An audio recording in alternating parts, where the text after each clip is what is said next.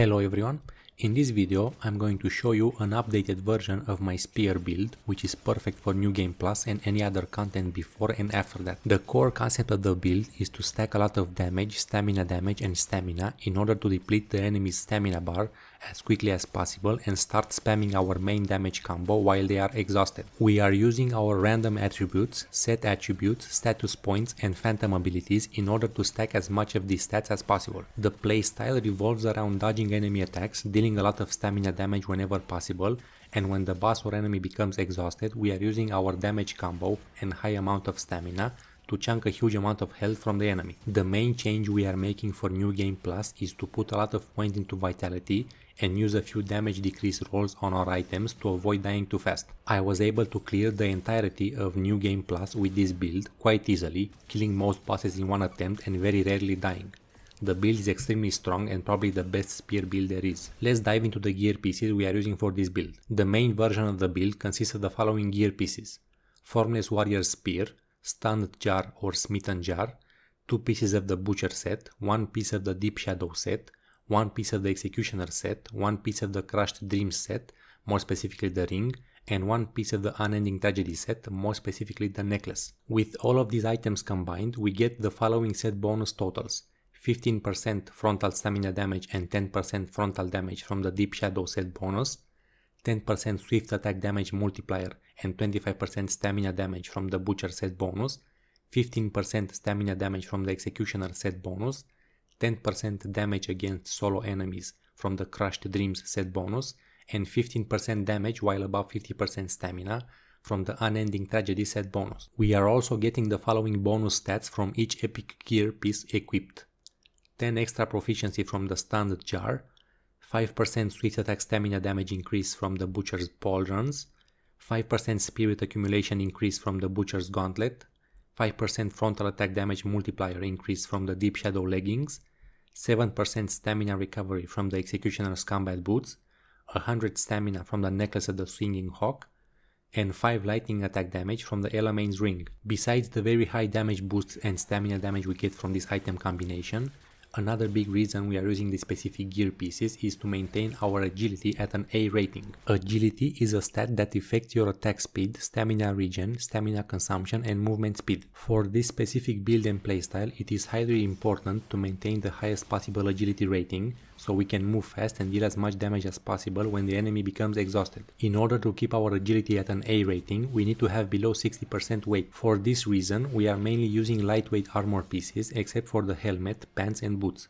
We need to have enough points into vitality in order to stay below 60% weight. Since you will need vitality anyway to be able to survive in New Game Plus, it goes hand in hand with the weight requirement for agility, because vitality will increase your weight capacity. You can also put a few points into strength to push for more weight capacity, because strength gives you more weight capacity than vitality does. The most crucial item for this build is the Jar Helmet, as it enables you to combine many items from different sets to get a lot of set bonus effects, more than you would normally be able to get without a jar. Now let's talk about the weapon. There aren't many options when it comes to what spear to use, as most of them are pretty bad, but I find that the best one is the Formless Warrior Spear. It allows you to activate the 3-piece set bonus of the Deep Shadow set, which means 10% frontal damage increase. It also allows you to learn the Assault Skyfall skill, which is an upgraded version of the Assault skill that deals a ton of damage when used correctly. Let's get into the attributes we should look for on our items when rerolling. When it comes to offensive attributes, which can only roll on weapons, helmets, gloves, shoes and accessories,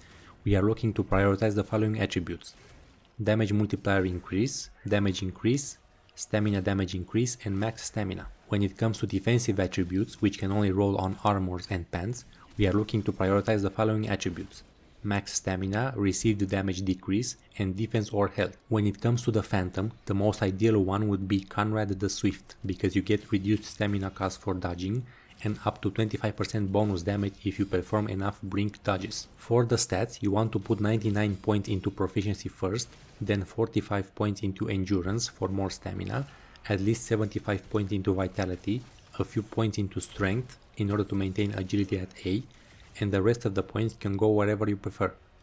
Go for willpower for more damage, vitality for more survivability, or endurance for even more stamina. Keep in mind that spears are scaling their damage with proficiency the most and then with willpower. Let's jump into the core skills we are using in this build. Starting off with the common tree, we need the following skills: Opportunistic Spirit maxed out, Berserk Spirit maxed out, Indomitable Spirit maxed out, Battle Thirst if you're in New Game Plus, and Counter Attack tree maxed out. Moving on to the Spear tree, we need the following skills: Swift Attack tree maxed out, Fighting Spirit for more spear regeneration, Chaser for reduced stamina when attacking exhausted enemies, Chaser Devour for spear regeneration when enemies are exhausted, Trance Branch maxed out, which is our main damage dealer, Assault Branch maxed out just to be able to make use of our Skyfall Spear skill, Quick Slash, Agility for reduced dodge stamina cost, Breakdown, Endurance, Rod Smite, and Eagle Wing Branch maxed out just as a good range option for clearing large groups of enemies. The core skills for this build are Moonlight Stance and Trance.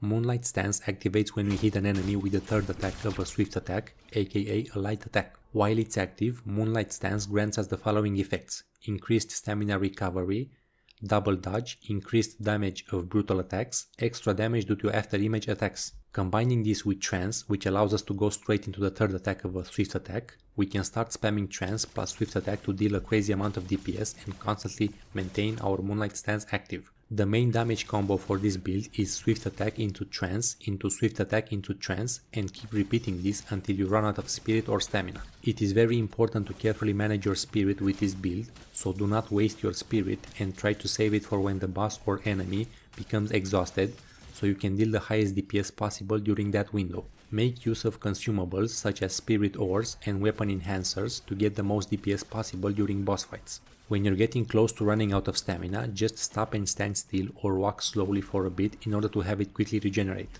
Try to perfect parry attacks if you're confident you can do it, but focus more on perfect dodging and countering burst attacks to reduce the boss stamina bar as fast as possible. Use the Eagle Wind range skill to clear large groups of enemies, or if you have a ton of spirit. Use the Assault Skyfall skill when the enemy is one hit away from becoming exhausted, especially when fighting groups of enemies. That would be it for this video. If you have any questions about the build or want to see other builds, let me know down in the comments. Thanks for watching, and I'll catch you in the next one.